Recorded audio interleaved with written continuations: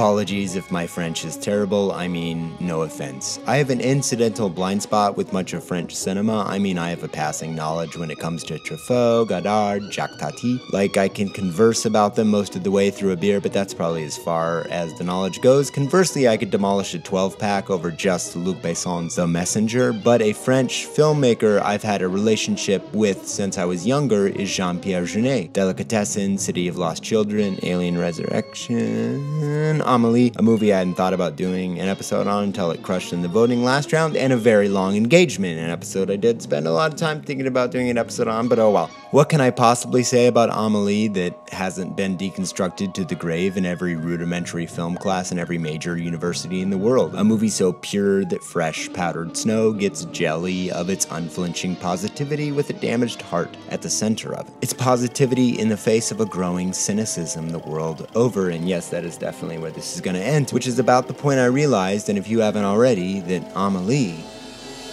is me.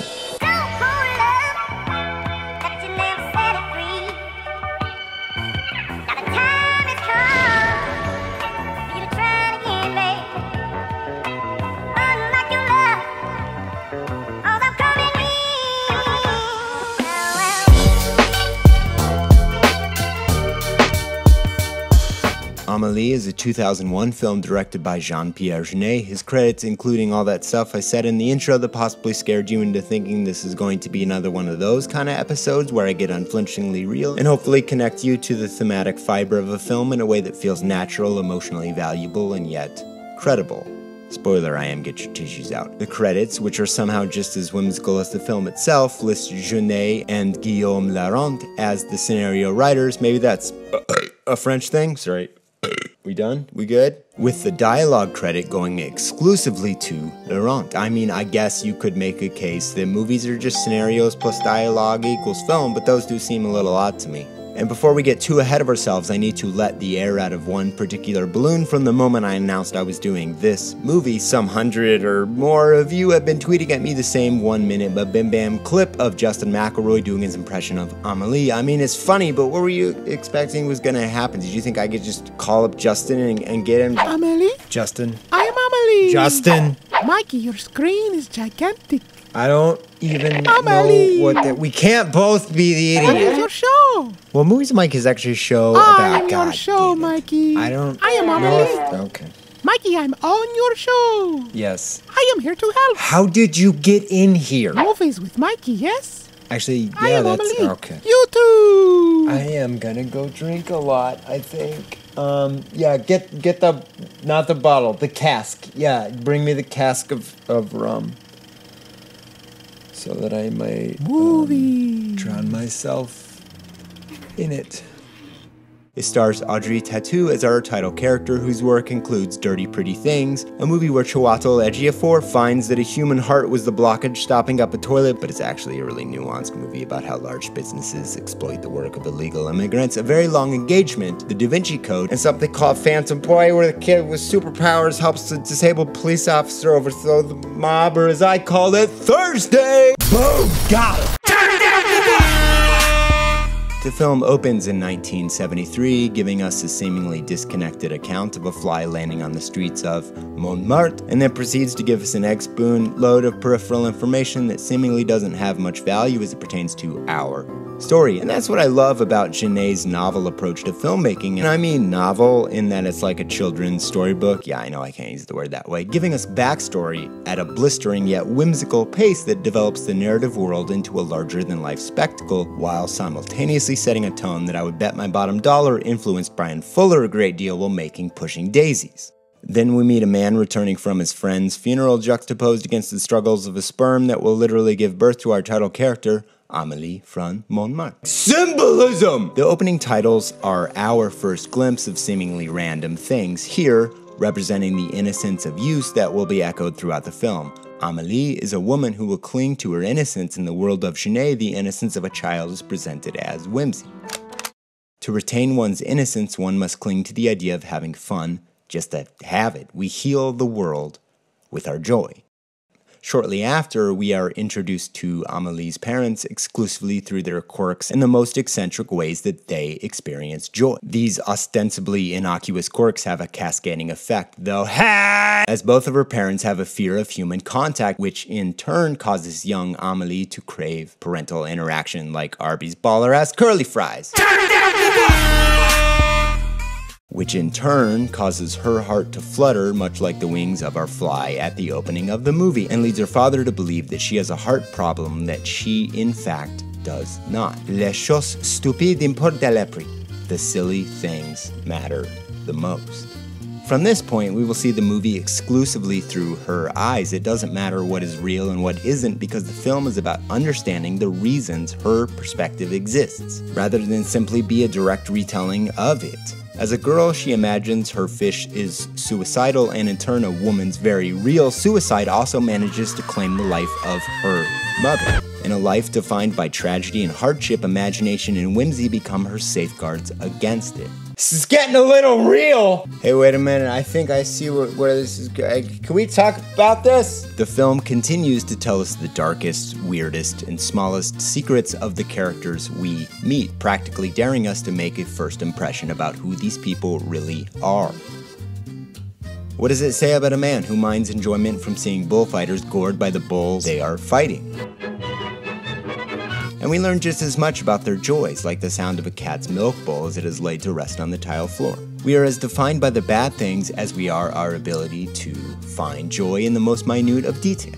Her father is destroyed over his lifetime by the tragedy of life, causing him to lose the ability to find joy anywhere. This movie makes a pretty subtle gesture that the value of life is defined by its ability to take solace in the private, small joys, the ones we never tell anyone about.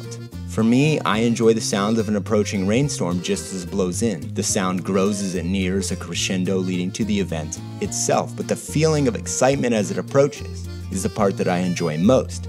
I also really enjoy it when someone accidentally burns a hot dog on the grill at a cookout, because that's the one I secretly want to eat anyway. Their apology after the fact, "I'm sorry I burned this one, guys," allows me to selflessly volunteer to eat that hot dog, even though it was the one I was going to eat anyway. Their apology is delicious to me. Is that weird? To Amélie, it's simple. Trouver votre joie. Find your joy. Which she does, literally, like a lot. After she substantively, not a word, don't care, finds a box of, to her, treasure buried some many decades before, she gets her mission. Find the boy that buried it then, and perhaps he can know her joy. Her mission is very simple: to make another person happy, then for no other reason than to do it. The journey to find this boy meanders, taking its time to enjoy the steps of request as much as accomplishing the goal itself. I mean, it's a pretty low stakes task, so to justify it, the person must be able to find value within the context of the mission itself, which is when Amélie meets Nino, someone she has a shared history with without ever really knowing it. But then quickly it's like, GDG homie, peace! There are setbacks as she gains information, dead bodies, eccentric characters, and she just kind of goes along with it because why not? Most people would not have gone on this journey in the first place, and she accomplishes her goal pretty early. She finds the boy that stowed that box away behind a tile in the wall of a bathroom, now occupied with someone that not only found it, felt the need to return it in the first place. Again, we are filled with joy. The story itself is not standard Hollywood fare. Arguably, she accomplished her task quite easily, making all those little side stories the thing keeping us along for the journey. It's not about getting to the end, which I will warn you we're not actually going to get to in this piece.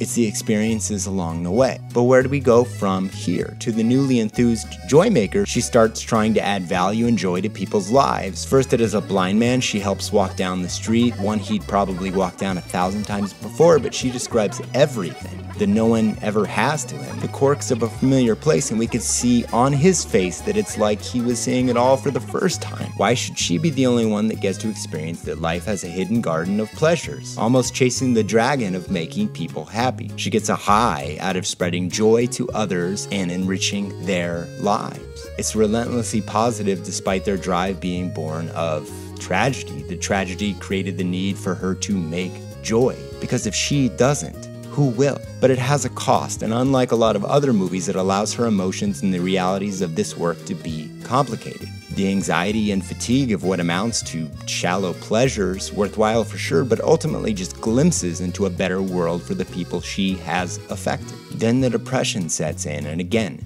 she is lost. As it turns out, her fresh belief that helping people in mildly superficial ways has created an even deeper hole in her heart than the one she started with. She just understands it better. While the literal hole in her heart was imagined, the metaphorical one continues to grow.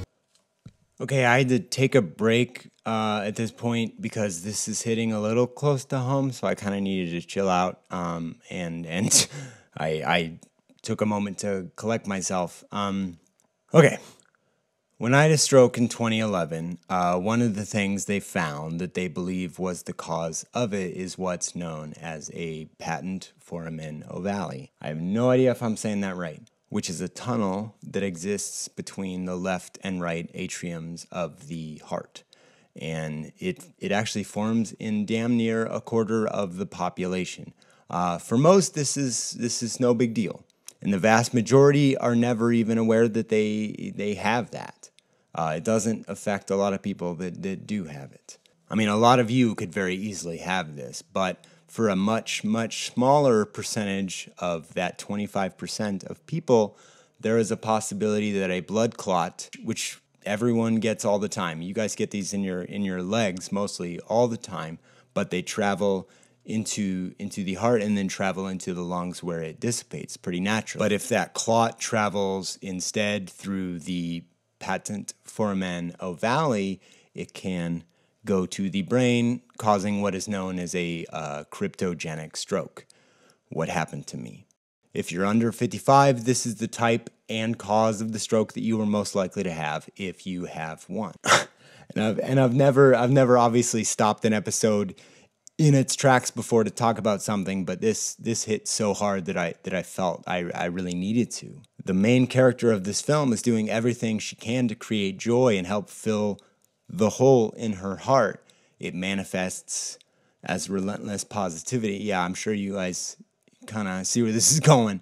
But if she stops for a moment, she is filled with crippling depression, and the realities of the twisted world she lives in come floating up to the surface.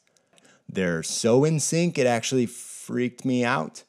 And I thought this was worth recording for that. I mean, if your heart is broken, you can still love, right? Where was I? Ah, yes. Amélie is searching. Not right now!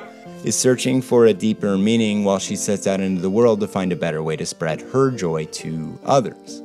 Which is when the movie starts experimenting with some so subtle you'll miss them kind of moving shots gliding along the ground in such a way that it clearly had an influence on Ratatouille of all films. But you know, they did it for real. True love, the kind you want to sing from the rooftops, is explored as a fairy tale, while the characters that have been through it are much more pragmatic of how dangerous true love can be. Hell, it cost Suzanne a good part of her leg, though still whimsically, because it, of course, involves the high wire act of love as a trapeze act. It's a weird movie. It presents itself as a fairy tale filled to the brim with whimsy, but maintains an oddly down-to-earth stance on love and both the good and bad that come with it. But it's also somewhat aimless, which I think improves its message tenfold. To experience the deep need to find meaning in the flirtatious blender known as life, you will experience a period of purposelessness because no one can tell you what your purpose is. You must find it for yourself because to everyone it's different. The true answer to the meaning of life has no single answer because the answer is distinctly different from person to person. Though, obviously there's a lot of crossover and vague hallmarkisms like love, joy, and family, but not everyone loves the same way, or finds joy the same way, or builds the family the same way. So the disparate advice she receives isn't necessarily wrong, it's just one piece of the puzzle. People can only explain why they think of love from their own perspectives and experiences, which lands pretty close to how people look at these things in real life. To drive the point home deeper, the film is set against the events surrounding the days following the tragic, real-life passing of Princess Diana of Wales. Herself, a wonderful human soul that was never able to truly escape the chorus of people telling her how to love and in what ways are appropriate. In fact, that exact conversation can easily be blamed for her death. So don't let me tell you what this movie is saying about love, or how to love, or who to love. Don't let anyone tell you that. Princess Diana was 36 when she died. I'm currently 35. None of us know. You see, the reality is we all want to pretend to know. We want to appear that we have all the answers and that everything is in working order at all times. And this film presents a whimsical storybook look at the dark, twisted realities of people's secrets and fears. We are presented with some of their worst traits the moment we meet them. But we still like them. In fact, we might just like them more because we get to see people for who they really are, not who they pretend to be. And we currently live in a world where a lot of people do an awful lot of pretending about who they really are. I've only covered the first third of this movie, and I leave it to you to watch it and come to your own conclusions about what it's saying. Just don't stay on the surface. Dig both into the film and dig into yourself. If my show is trying to do one thing, it's to look at films deeper and appreciate the art that has real-world associations. Associations that can improve not only our lives, but the lives of others. Finding the best ways to spread joy and improve lives, and I just happen to be using film to do that. I'm not attempting to just make people tear up and leave a comment about their feels. I want us to look deeper at art. Even if so much of the internet is trying to manipulate you into believing it's shallower than it really is. Ignore that shit. Find your joy. Classic Mikey. David McIntyre, the forgotten sixth new kid on the block. Brett Brizzy in the hizzy, I am so sorry, but it is so easy. That was a good warm-up, I think, though. I feel like we're in it now. I want to say bad things about Adam Muto, but I can't because I love Adventure Time so much. The Correction Podcast, oddly enough, issued me a correction over Patreon about misspelling their name last time. Benedict the Mad, actually his legal name. Yeah, was a Viking in a previous life, I believe. And by previous, I mean this one. Tim Arnold, I just found out, is actually an impersonator professionally of Tom Arnold. Tom Lynch, son of the company Merrill Lynch. Merrill Lynch was his daughter's hyphenate name. If Logan Hollinger isn't a professional surfer, I'm going to be very disappointed. He needs a clothing company. Stephen Blomkamp, I love District 9 and Chappie. Merlin Brittenham, a name I have no joke for because I'm pretty sure that's the coolest name of all time. Yeah, that guy is a detective or a wizard or both, and I like that. Merlin Brittenham, detective wizard. Keep your money, other gens. We have the original gen that all other gens are based on. Brian Ambrosio, one letter off from being delicious. Lieutenant. His father, of course, was Leaf Tenant. And who can forget Bednar? Yeah, I actually saw his documentary, Bednars and Broomsticks. Justin Holt just makes me think of Justin Holt! Girish Menon. I don't know, I just like saying it. That's one of those. Yeah, I would just want to go, bye Menon. How gear is he? He's gearish. Brady Alltop is definitely a country music star. For sure. Ironically, all bottom. Ethan Fant, of course, everybody is forced to read that in high school and nobody likes it. I'm just not a fan. No, it's a bummer. Walter Craigie, ironically not full Craig. He's just a little Craigie. He hangs out with Girish a lot. I love the name Trey. Can I say that? Manuel Magana, brother of Automatic Magana. Walrus. No joke there. Nope. Because apparently they wanted the joke to be the name. It's very generous of them to give you money and do the work for you. The state of Texas versus Walrus. Enter your plea! Kevin Hochter, oddly, the Spit Doctor. And his band, the Spit Doctors. Hey, what's up? It's the Spit Doctor on 95 in the mornings. Becky Graves takes everything very seriously, very grave. Super seriously. I believe that was his middle name, Cyclops Boy Scott. Cyclops Boy Summers. Somebody was filling these out like it was a Mad Lib. You have map, you have walrus. We need an adjective, and we need a vehicle you don't drive to work in. Next month, I'm just gonna get people that are gonna sign up as lamp, as dirt, as bulb,